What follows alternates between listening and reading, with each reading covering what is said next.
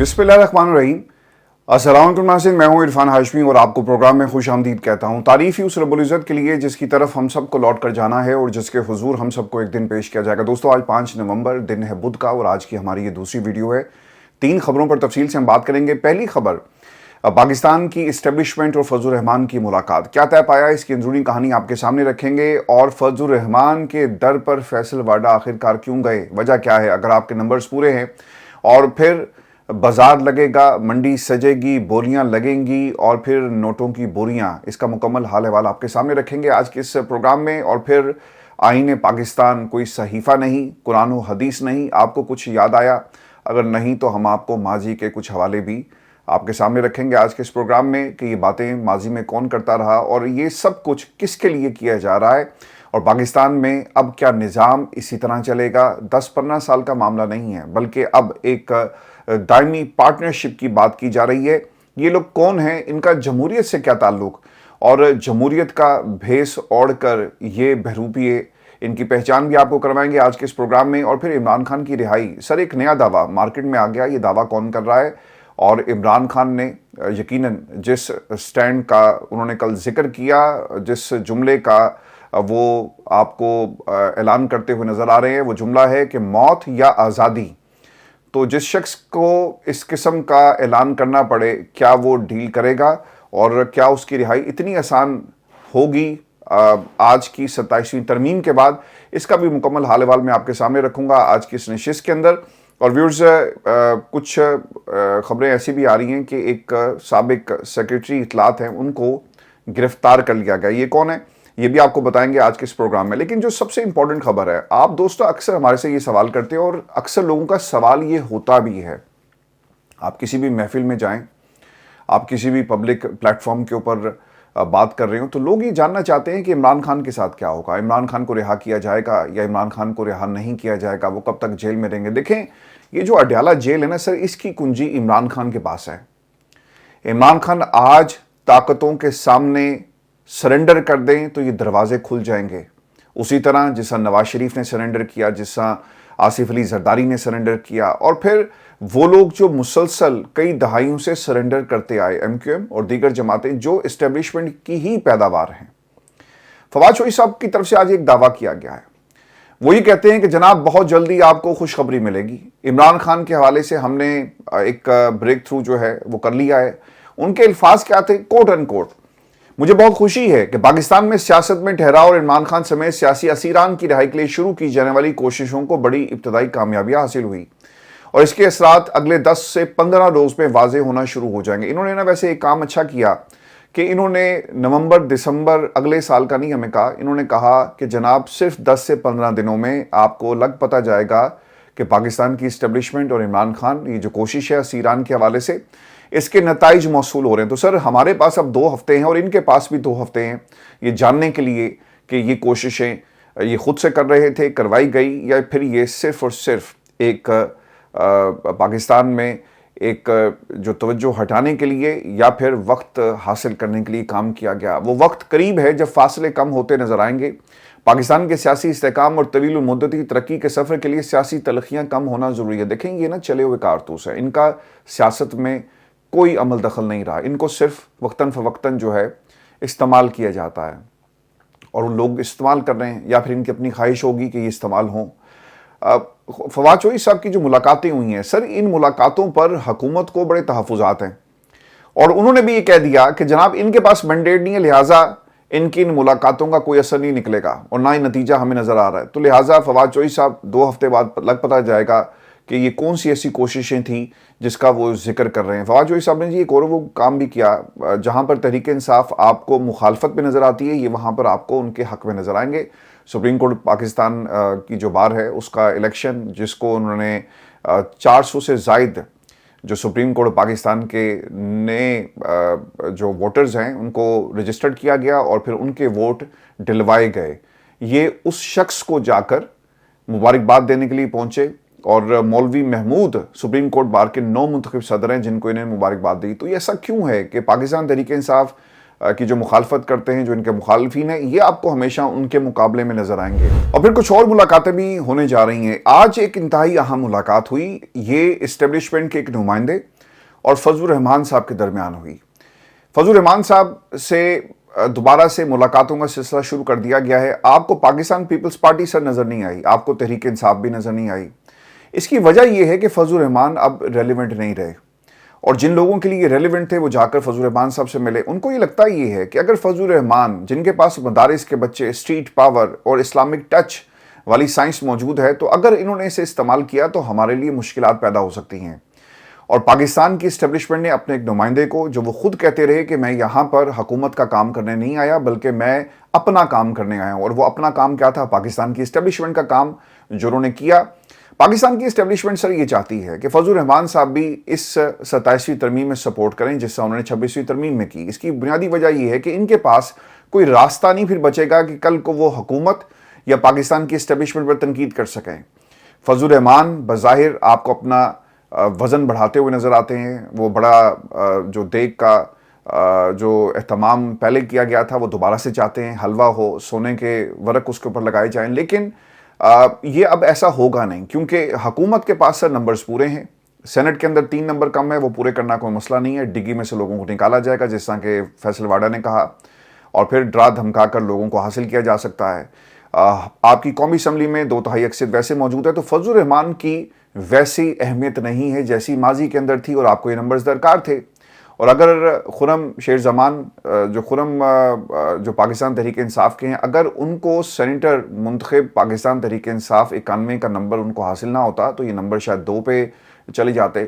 تو پاکستان کی اسٹیبلشمنٹ کی سر پرابلم یہ ہے کہ وہ چاہتے ہیں کہ سارے جو ہیں اس نظام میں ان کے ساتھ چلیں، اور کوئی ایک بھی اپوزیشن کرنے والا نہ آپ کے سامنے موجود ہو۔ اسی لیے اپوزیشن لیڈرز کو ختم کر دیا گیا، ان کے عہدے ابھی تک خالی ہیں۔ پاکستان میں اپوزیشن کو مکمل طور پہ بلڈوز کیا جا رہا ہے، اس لیے کہ پاکستان کی اسٹیبلشمنٹ یہ افورڈ ہی نہیں کر سکتی، اس لیے اپنے اس کنبے میں تمام جماعتوں کو شامل کیا جا رہا ہے۔ فضل الرحمان صاحب اگر سپورٹ کرتے ہیں تو ان کو کہا جائے گا نا کہ بھائی جان آپ کس منہ سے سپورٹ کر رہے ہیں؟ 27ویں میں تو آپ کا بھی ووٹ تھا، جیسا آج بھی لوگ کہتے ہیں کہ 26ویں ترمیم میں جو عزت آپ کو عمران خان کی جماعت اور عمران خان کے بیانات کی شکل میں ملی، اور تحریک انصاف والے آپ کے ساتھ آ کر کھڑے ہو گئے اور آپ کے لیے انہوں نے ایک طرح سے سوشل میڈیا پہ لابنگ شروع کر دی، تو جناب آج تو آپ 27ویں ترمیم کے ساتھ کھڑے ہیں، تو آپ کس منہ سے حکومت کے خلاف باتیں کر رہے ہیں؟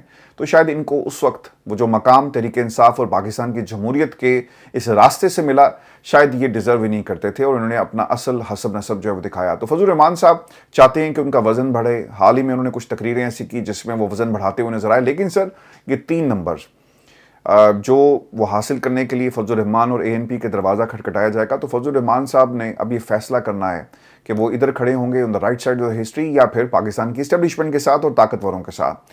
فضل الرحمان صاحب کی اس ملاقات میں 2 باتیں آج فیصل واڈا نے کہی کہ یہ فیصلہ وہ خود کریں گے، اس کا مطلب یہ ہے کہ کسی قسم کی کنفرمیشن نہیں ہو سکی، اور فضل الرحمان نے مسودے پر بات کی ہے کہ آپ مسودہ ہمیں دیں اور پھر ہم اسے دیکھ کر آپ سے بات کریں گے، تو کنفرمیشن نہیں دی گئی۔ لیکن فیصل واڈا نے اپنے آنے سے یہ پیغام جو ہے فضل الرحمان کو پہنچا دیا کہ بھائی تسی ساڑھے نال ہوو یا نہ ہو، ہم 27ویں ترمیم کرنے چاہ رہے ہیں۔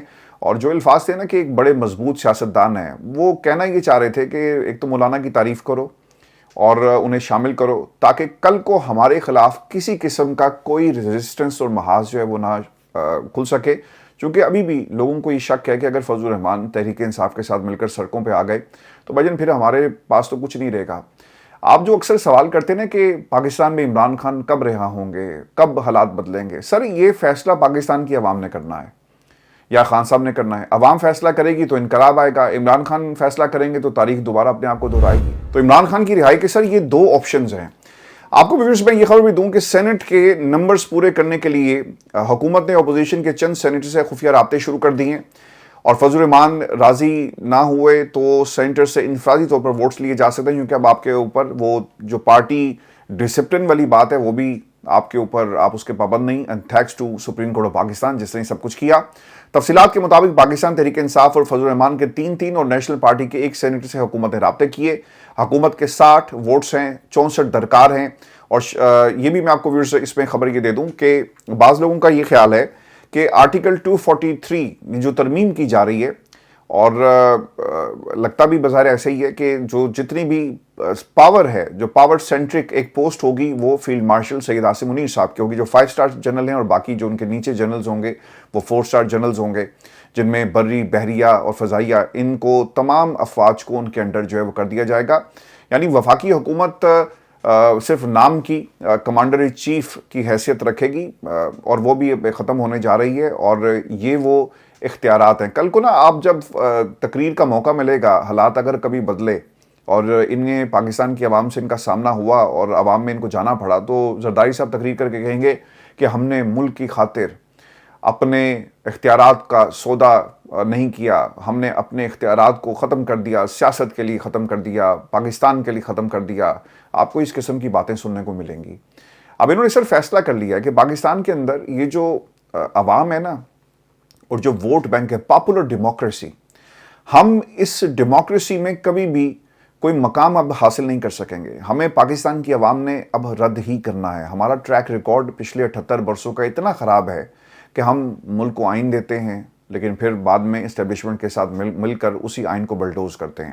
اب سر تیاری یہ ہو رہی ہے کہ پاکستان میں کہ کسی طرح یہ جو 10-15 سال کی ایک ارینجمنٹ ہے، اسے ہمیشہ کی ارینجمنٹ میں کنورٹ کر دیا جائے۔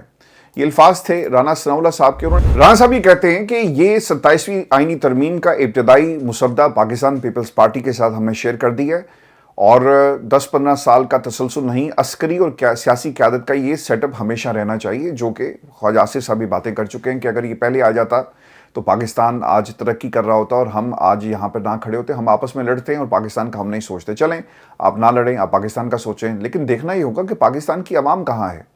فیصلے تو بند کمروں میں ہو رہے ہیں نا، فیصلے جمہوریت کے راستے سے تو نہیں ہو رہے، فیصلے کچھ لوگوں کے ہیں جو عوام پہ مسلط کیے جانے۔ سر بادشاہت میں بھی ایسا ہی ہوتا ہے، دربار کے فیصلے، درباریوں کے فیصلے، درباریوں کی سرگوشیاں بادشاہ کے کان میں کی جاتی ہیں، اور بادشاہ اس کی بیسس کے اوپر فیصلے کرتا ہے، یا پھر اس کو کیا اچھا لگتا ہے، کیا برا لگتا ہے۔ رانا صاحب نے ایک اور بھی بات کہی، اور ان سے یہ سوال ہوا کہ آپ کے خیال میں اگر ایک جج حکومت کے خلاف فیصلے دیتا ہے تو کیا اس کو اس کرسی پر رکھا جائے گا، اور اس بنیاد کے اوپر وہ فیصلے کرے کہ یار میں نے حکومت کو ناراض نہیں کرنا، اور اگر ناراض کیا تو مجھے کہیں اٹھا کر پھینک دیا جائے گا۔ تو اس پہ رانا صاحب نے کہا کہ جناب ایسے جج کو جو آئین اور قانون کے مطابق فیصلے نہیں کر سکتا، اسے کرسی پر بیٹھنے کا کوئی حق نہیں، استعفیٰ دے گھر چلے جائے۔ تو سر یہ جو سپریم کورٹ پاکستان میں جج بیٹھے ہوئے ہیں، تو کیا ان کو گھر نہیں جانا چاہیے؟ اب یہ جو 27ویں ترمیم اور اس سے پہلے 26ویں ترمیم سر ابھی آئی نہیں ہے، اور ایک آ گئی، اس کے اثرات کیا ہیں؟ ترمیم کے اثرات آنا سر شروع ہو گئے ہیں، اور بتایا ہی جاتا ہے کہ 27ویں ترمیم سے قبل سابق chief justice Lahore high court سردار محمد شمیم کو مزید 3 سال یعنی 70 سال کی عمر تک کے لیے Gilgit Baltistan supreme applet court کا چیف جج نامزد کر دیا گیا۔ پچھلے 3 سالوں سے اس عہدے پر تعینات ہیں۔ یہ وہی جج ہیں جنہوں نے حدیبیہ کیس کو نکر لگایا تھا، یعنی سائیڈ پہ لگا کر، اور خاندان کو ایک کلین چٹ دی گئی۔ اگر آپ ان سے بات کریں تو وہی کہتے ہیں کہ جناب ہمارے خلاف ثبوت نہیں عدالتوں میں پیش کیے گئے، وہاں پر ٹیکنیکل گراؤنڈز کے اوپر یہ کیسز ختم ہوتے ہیں۔ یعنی نیب نے درخواست ہی نہیں دی، اپیل کی نہیں، چیلنج ہی نہیں کیا، تو کیس نے ختم ہونا ہے۔ جب آپ یہ کہیں کہ ریکارڈ جل گیا، کیس نے ختم ہونا ہے۔ جب آپ یہ کہیں کہ دستخط جو ہیں وہ رائٹ سائڈ پہ کیوں ہیں، وہ لیفٹ سائڈ پہ ہونے چاہیے تھے، ٹیکنیکل گراؤنڈز پہ آپ ختم کر دیں تو کیس نے سر ختم ہی ہونا ہے۔ تو وہاں پر میرٹ پر بات نہیں ہوتی، وہاں پر ٹیکنیکلی کیسز کو ختم کیا جاتا ہے، جو پروسیجر ہے اس کو فالو نہیں کیا جاتا، یا جس انداز سے فالو کیا جاتا ہے وہاں پر جج کے پاس کوئی آپشن موجود نہیں ہوتا۔ تو میرٹ پر کبھی بات نہیں ہوئی، کبھی یہ نہیں کہا کہ پاپڑ والا جو ان کے خاندان کے باقی لوگ تھے ان کے ٹیٹیز کیسے لگی، اس پر کبھی کسی نے سوال نہیں کیا، پیسے آئے کیسے آئے۔ لیکن اگر ریاست میں آپ کی پروسیکیوشن یہ کہہ دے کہ ہم اس کیس کو آگے نہیں چلانا چاہتے تو نہیں چلے گا۔ یہاں پر عمران خان کو ایک کیس میں سزا ہوتی ہے، آپ اس کیس کو 4 مرتبہ چلاتے ہیں، کیونکہ ریاست چاہتی ہے کہ 4 مرتبہ چلے، اور ججز بھی۔ تو کیا ان ججز کے خلاف بھی کارروائی ہوگی؟ آپ کو یہ بھی میں ویورز خبر دوں کہ جلسے سے اتنا خوف ہے پاکستان کی حکومت کو کہ پتہ ہی چلا جی کہ بلوچستان میں جو کوئٹہ کا جلسہ تھا 7 تاریخ والا، اس کے لیے NOC جاری نہیں کیا گیا، اور اس حوالے سے داؤد شاہ کاکڑ یہ کہتے ہیں کہ انتظامیہ سے جلسے کے لیے NOC مانگا لیکن نہیں دیا، عدالت گئے، انہوں نے فیصلہ انتظامیہ حق میں دیا، ہر طرف گٹھ جوڑ کا ماحول ہے۔ اب فیصلے سڑکوں پر ہوں گے، رہائی کے لیے مزاحمت انشاءاللہ جاری رہے گی. 7 نومبر کوئٹہ جلسہ ہر صورت کریں گے. اب ہمیں ہر ظلم باطل قوت کے خلاف نکلنا ہوگا. بصورت دیگر ایک ایک ترمیم لا کر قوم کا گلا گھونٹا جا رہا ہے. سر گلا تو انہوں نے گھونٹ دیا, قوم مردہ ہے. کاکڑ صاحب آپ کس قوم کی بات کر رہے ہیں؟ وہ قوم جو سارا دن روزگار کے چکر میں سڑکوں پر ماری ماری پھرتی ہے کہ کسی طرح شام کو اس کے بچے جو ہیں وہ روٹی کھا لیں. پاکستان میں آدھی جو عوام ہے نا آپ کی, اگر 25 کروڑ عوام ہے تو اس میں سے آدھے لوگ ایسے ہیں جن کے گھر میں 2 وقت کی روٹی نہیں پکتی. غربت کی لکیر سے ہم نیچے جا چکے. یہ فگرز ہمارے کوئی اپنے گھر میں بنائے ہوئے فگرز نہیں ہیں. جس طرح یہ حکومتیں بند کمروں میں بنتی ہیں, یہ فگرز بند کمروں میں نہیں بنائے گئے. یہ وہ فگرز ہیں جو دنیا کے ورلڈ بینک کی فگرز ہیں, عالمی اداروں کی فگرز ہیں. آپ کس قوم کی بات کر رہے ہیں؟ جب عمران خان ایک اس قوم کے لیے اپنی آزادی کو قربان کر کے جیل میں بیٹھا ہوا ہے تو وہ قوم گھر میں بیٹھی سو رہی ہے. اسے پرواہ نہیں کہ ملک کے اندر کون راج کرتا ہے. اس پنجاب میں 1000 بندوں کو ماورائے عدالت قتل کر دیا گیا. وہ زانی تھے, وہ ڈکیت تھے, دہشت گرد تھے, وہ جیسے بھی تھے. لیکن پاکستان میں سر کوئی قانون نام کی چیز ہونی چاہیے کہ آپ اسے پرکھیں, تولیں اور انصاف کے تقاضے پورے کریں. لیکن آپ نے ماورائے عدالت قتل شروع کر دی ہے. تو کس قوم کی آپ بات کر رہے ہیں؟ ہمارے ہاں ملک میں کوئی ٹرک الٹ جاتا ہے تو ہم پہلی ہماری یہ کوشش ہوگی کہ ٹرک میں سامان کیا اس کو لوٹیں. ان لوگوں نے جمہوریت کی کیا بات کرنی. اب ایسا لگتا ہے کہ یہ جمہوریت ایک دیوانے کا خواب ہے اور چند دیوانے روزانہ آپ کے سامنے حاضر ہوتے ہیں اور آپ کو یہ خواب دکھاتے ہیں اور خواب کی اہمیت اور خواب کی تعبیر کے بارے میں آپ کو کوشش کرنے کے لیے مجبور کیا جاتا ہے. پاکستان میں سر جمہوریت, اب یہ جو گٹھ جوڑ ہے نا, بنگلہ دیش کی ایگزامپل آپ کے سامنے ہے. وہ جو ملک چھوڑ کر بھاگ گئی ایک عورت, اس نے 15 سال 3 حکومتیں وہاں پر گزاری کیونکہ گٹھ جوڑ تھا. عدالتیں آپ کے ساتھ ملی, الیکشن کمیشن آپ کے ساتھ ملا, جج آپ کے ساتھ تھے اور فوج آپ کے ساتھ تھی.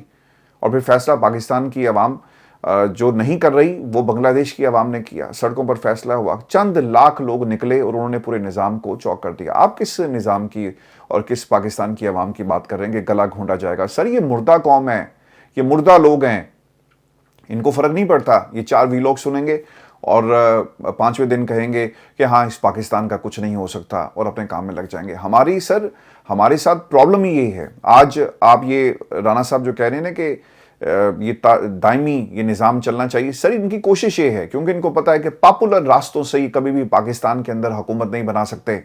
آج مریم کو صرف ایک کونسلر کے الیکشن پہ کھڑا کیا جائے, وہ نہیں جیت سکتی. یہ بلاول کو کہیں کہ عمران خان تو سر بہت دور کی بات ہے. عمران خان کے ایک پارٹی کے چھوٹے سے ورکر سے آپ مقابلہ کر کے دکھائیں. آپ پاپولر جو ڈیموکریسی ہے سر اس میں جیت نہیں سکتے. آپ کو اسی راستے سے اقتدار کی راہداریوں پہ چڑھنا ہوگا. یہ جو بچے نا شہزادے شہزادیوں کی طرح یہ بیہیو کرتے ہیں, اور اگر آپ آصفہ کو دیکھیں, میرا کوئی اختلاف ان سے, کوئی ذاتی رنجش کچھ ایسا نہیں ہے, لیکن جو میرے ملک کے ساتھ ہو رہا ہے یہ وطن عزیز لاکھوں لوگوں کی قربانیوں کا نتیجہ ہے.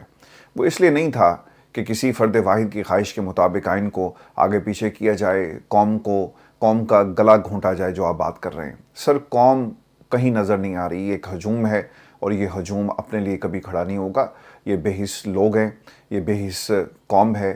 اس ملک کے اندر ایک شخص نے اپنی آزادی کو قربان کر دیا. وہ فیصلہ کر کے بیٹھا ہوا ہے کہ آزادی یا موت, اور میں نے اب یہ فیصلہ کر لیا. دیکھیں ایک طرف اللہ تعالیٰ نے دنیا میں نے سر یہ متضاد چیزیں پیدا کی ہیں. ہر چیز کی ایک ضد آپ کو نظر آئے گی, دن رات, سچ جھوٹ, نیکی بدی. ایک طرف نظام ہے طاقتوروں کا, ایک طرف طاقتور آپ کو نظر آتے ہیں, تو دوسری طرف عمران خان اور عمران خان کے چاہنے والے اور جمہوریت پسند عوام جو پاکستان میں جمہوریت دیکھنا چاہتی ہے. یہ نہیں ہو سکتا نا کہ سارے طاقتوروں کے ساتھ کھڑے ہو جائیں اور ان کے خلاف لڑنے والا کوئی نہ ہو. ہاں ایک وقت ضرور آئے گا جب آپ سب لوگوں کو جیلوں میں ڈال دیں گے, تب بھی لوگ آپ کے خلاف سرنڈر نہیں کریں گے, اور عمران خان سرنڈر نہیں کر رہا. ہمیں بھیڑ بکریاں بننا ہے, یہ فیصلہ پاکستان کی عوام نے کرنا ہے, کیونکہ شہزادے شہزادیوں کا سر یہ جو نوازنے کا سلسلہ ہے وہ جاری ہے. یہ ملک کے اوپر حکمرانی کر رہے ہیں. ان لوگوں نے پہلے اس کو شکارگاہ بنایا اور یہ شکار کرتے کرتے ان علاقوں سے اتنا مانوس ہو گئے کہ اب ان شکارگاہوں میں اپنے محل بنائے جا رہے ہیں. اور خبر یہ آ رہی ہے جی کہ مریم نواز اب برازیل جائیں گی اور برازیل کا وہ دورہ کر رہی ہیں, اور 1 ہفتے کا جی دورہ ہے. مریم اورنگزیب ان کے ہمراہ ہوں گی. اس سے پہلے جاپان کا انہوں نے دورہ کیا اور وہ پوری فیملی کے ساتھ گئی, اور ابھی تک لسٹ ان کی نہیں آئی، لیکن بتایا جاتا ہے کہ یہ پورا جو کابینہ ہے اور لوگ ہیں یقیناً اس میں ان کے جو قریبی ہیں انہیں لے جا کر برازیل کی سڑکوں پر جو ہے وہ سیر کرائی جائے گی، اور پھر کچھ چیزیں وہاں سے پاکستان میں امپورٹ کی جا سکتی ہیں، جیسا کہ وہاں کی سوچ، وہاں کے حالات، وہاں کے سڑکوں کی حالت، وہاں پر کوڑا اٹھانے والا سے کچھ. یہ ہماری آج کی نشست تھی. اپنے کمنٹس ضرور بھیجیے گا. چینل کو سبسکرائب کرنا مت بھولیں. اجازت دیجیے. اللہ کے بعد.